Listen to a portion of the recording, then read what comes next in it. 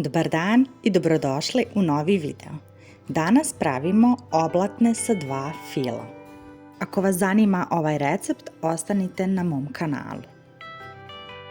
Za početak u jednu posudu odvojite bjelanjke, a u drugu žumanjke. Kada budete odvajali žumanjke od bjelanjaka, odvajajte ih pažljivo da vam u bjelanjke ne upadne žumanjak. Recept sa tačnim mjerama možete uvijek naći ispod u opisu videa. Na početku mućenja dodajte u bjelanjke malo soli da bi vam se bolje umutili. Bjelanjke mutite dok ne dobijete čvrst snijeg, poslije smanjite brzinu mućenja i dodajte polako šećer.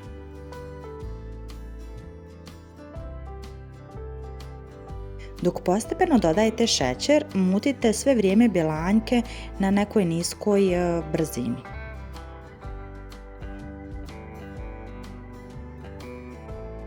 Istopite kratko u mikrotalasnoj 200 g čokolade.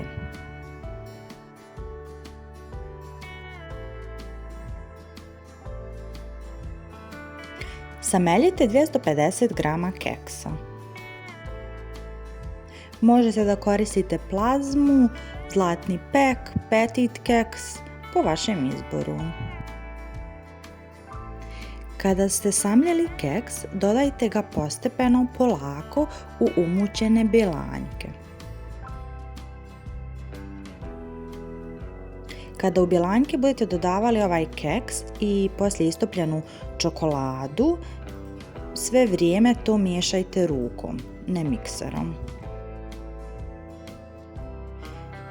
Dodajte istopljenu čokoladu, postepeno polako i nemojte da vam čokolada bude previše topla, pustite malo da se ohladi pa onda dodajte u te bjelanjke. Kada ste sve promiješali i sjedinili, gotov je brown fil. Kada nam je gotov taj brown fil, krećemo polako da pravimo žuti fil.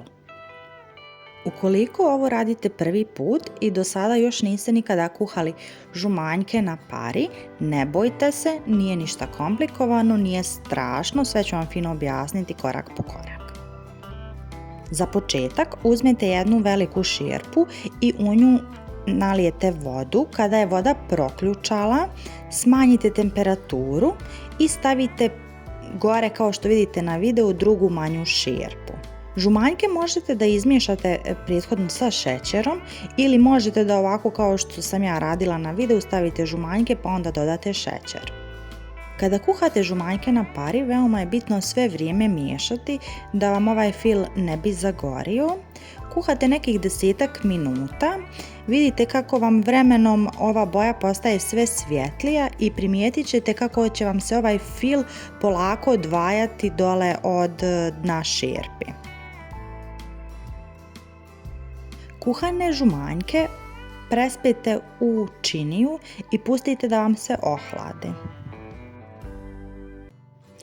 Margarin prethodno možete da ostavite malo na sobnoj temperaturi da se otopi i onda cijeli taj margarin 250 g dobro umutite kao što vidite ovdje na videu. Kada ste dobro umutili margarin, dodate taj umućeni žuti fil koji vam se prethodno ohladio i treba sve to fino da sjedinite. Kada dobro umutite žumanjke koje ste kuhali na pari i taj margarin koji je prethodno umućen i dobijete ovako fino sjedinjenu masu, gotov vam je žuti fil. Kada su nam gotova oba fila, možemo da krenemo sa filovanjem oblatne. Prvi list oblatne stavljate polovinu žutog fila, filove prethodno podijelite na 2 jednaka dijela.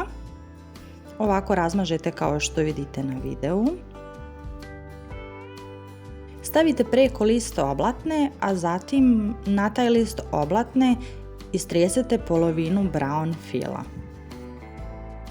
Sve fino razmažete kao što vidite na videu, a zatim preko stavite drugi list oblatne i opet postupak isti, stavljate ostatak tog žutog fila, sve to fino razmažete, pa onda stavite preko list oblatne i na kraju još ostatak tog brown fila. Kada ste razmazali taj preostali brown fill, preko stavite zadnji list oblatne, oblatnu umotate u neku foliju ili umotajte u krpu da se oblatna ne suši. Oblatnu stavite u frižider, pritisnite je sa nečim teškim da se filovi fino sjedine i da se oblatna ohladi. Hvala svima vama koji ste pogledali još jedan moj video. Nadam se da vam se ovaj recept svidio, isprobajte ga, a mi se čujemo u narednom videu. Ćao!